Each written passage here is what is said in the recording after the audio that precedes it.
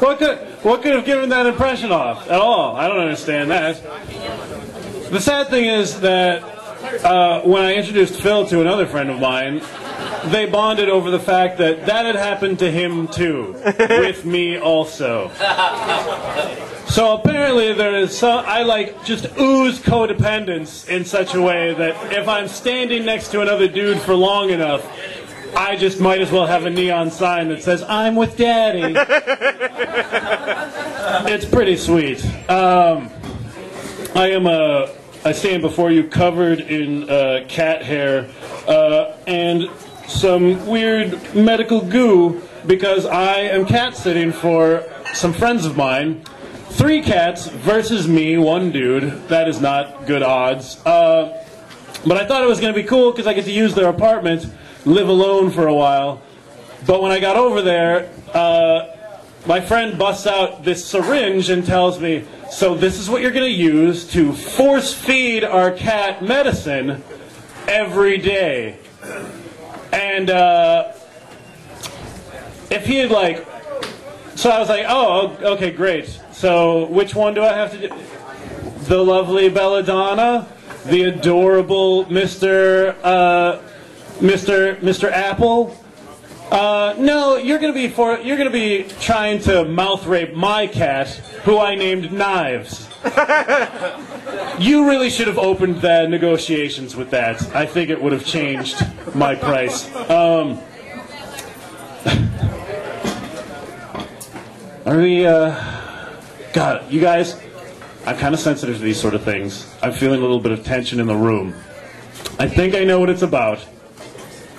So, you know, we're all thinking it. I'm just going to come out and say it. Fuck Topher Grace. Right. Now we can all relax now that that's been addressed. Topher Grace is an asshole because he has been fooling us into thinking, "Oh, wow, what a cool, exotic nickname, Topher. What is that, like Scandinavian or something? That's so neat." But like, let me blow your minds for a second, you guys. Topher, Chris Topher. That's just a pretentious nickname for Christopher, Daryl. Oh my God. Right? I was shocked too.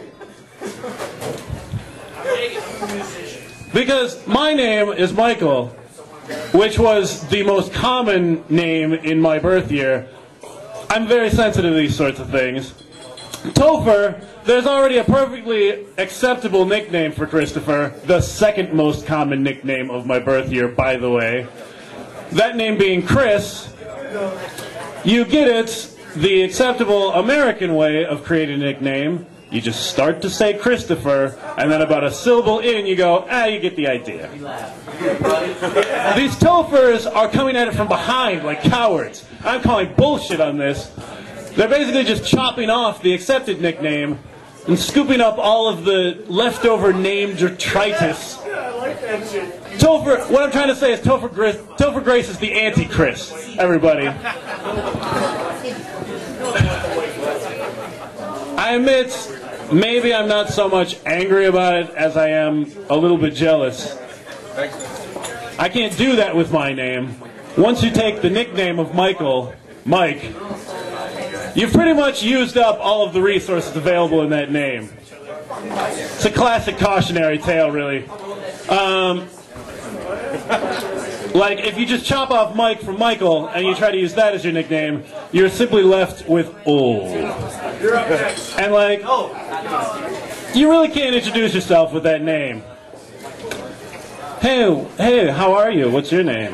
Oh.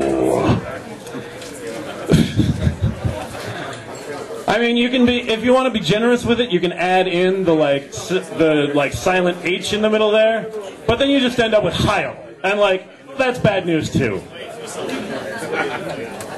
If you intro yourself with a Nazi salute and somebody wants to still hang out with you, like, you don't want to be friends with that person. That's a bad influence. I'll leave you guys with this. Google has been Google has been questioning my masculinity, you guys. In case you're not aware, like Gmail, if you use Gmail, like they have like super awesome secret algorithms that like run through all of your correspondence, and they give you like advertisements at the top based on who they think you are as a person. And I recently got an ad on the top of my Gmail suggesting that I should get endometrial ablation therapy. I didn't know what that was. So when I clicked through on it, thank you. When I clicked through on it, it turns out that endometrial ablation therapy is a process through which you go to help you with your heavy periods.